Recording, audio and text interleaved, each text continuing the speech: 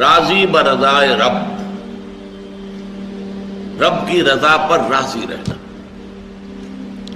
یہ بات کہ جو بھی کچھ ہوا یا ہوگا وہ اذن رب کے بغیر نہ ہوا ہے نہ ہو سکتا ہے. یہ تو ایمان کا منطقی تقاضا ہے. یہاں پتہ تک نہیں ہلتا جب تک کہ اللہ کی اجازت نہ ہو، اذن نہ ہو. تو جو کچھ ہوا اللہ کی اجازت سے ہوا، خواہ اس میں درمیان میں کتنے ہی عوامل آ گئے. کسی نے اٹھا کر آپ کو پتھر مارا، لیکن یہ پتھر آپ کو نہیں لگ سکتا تھا اگر اللہ نہ چاہتا.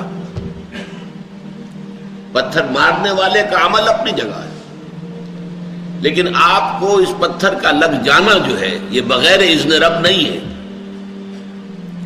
لہذا اس کو سمجھیے کہ اللہ کی طرف سے آیا. ایک اس میں لطیفہ بھی ہے کہ ایک وہ درویش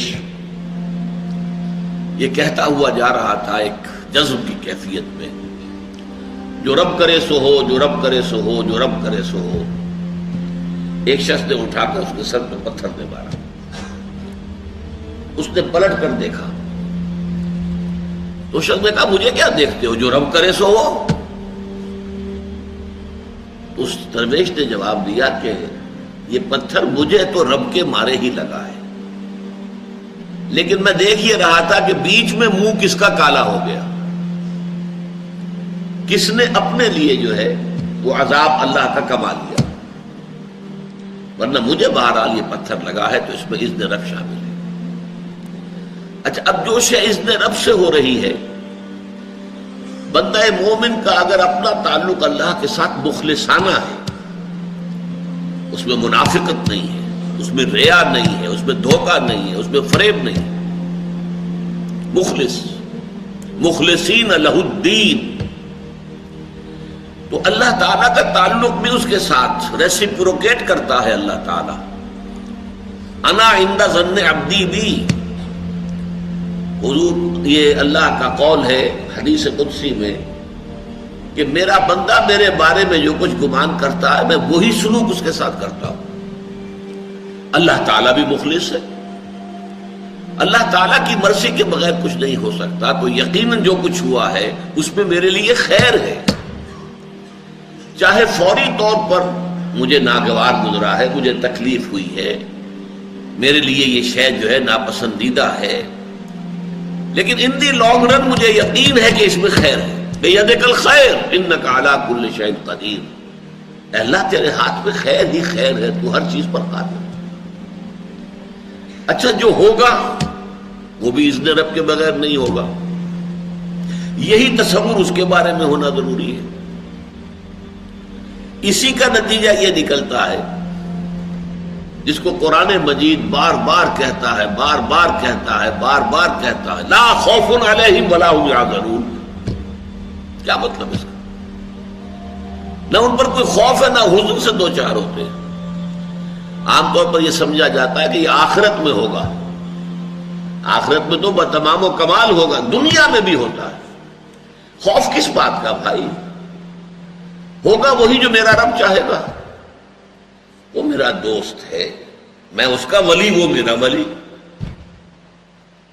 الا ان اولیاء اللہ لا خوف علیہم ولا هم یحزنون. جو اللہ کے ولی ہوتے ہیں، اللہ کے دوست ہوتے ہیں، ان کے نہ کوئی خوف ہوتا نہ حزن ہوتا.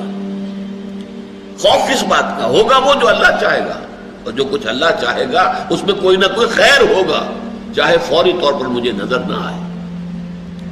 قرآن کہتا ہے سورہ بقرہ میں عسیٰ ان تکرہوا شیئا وہو خیر لکم وعسیٰ ان تحبوا شیئا وہو شر لکم. عین ممکن ہے کہ تم کسی چیز کو ناپسند کرو درحالے کہ اسی میں تمہارے لیے خیر ہو، اور عین ممکن ہے کہ تم کسی چیز کو پسند کرو درحالے کہ اس میں تمہارے لیے شر ہو. اللہ یعلم وانتم لا تعلمون. اللہ جانتا ہے، تم نہیں جانتے. تم افعال و اعمال و احوال و واقعات کے ظاہر کو دیکھتے ہو، اس سے متاثر ہو جاتے ہو.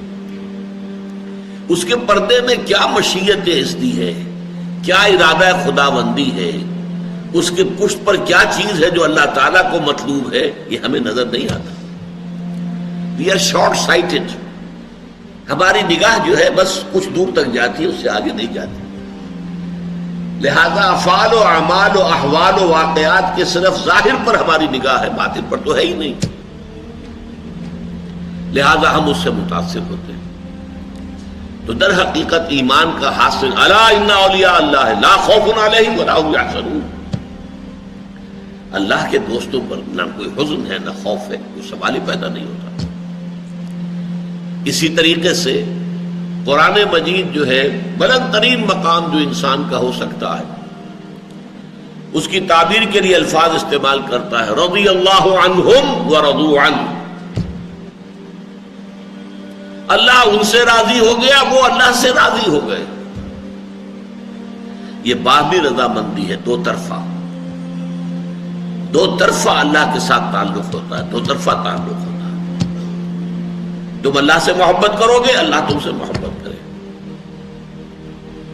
تم اللہ کے ساتھ مخلص ہوگے، اللہ تعالیٰ تمہیں واقعتاً اپنا مخلص بندہ بنا لے گا. تم اللہ کی طرف چل کر آؤ گے، اللہ تمہاری طرف دوڑ کر آئے گا.